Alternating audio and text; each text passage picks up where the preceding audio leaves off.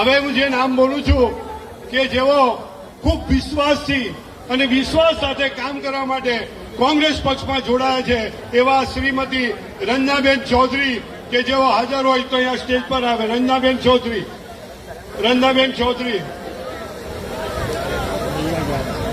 રંજનાબેનને ઉપર આવવાનો જલ્દી ફટાફટ.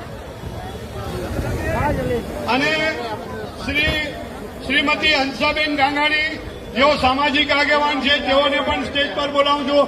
આવો.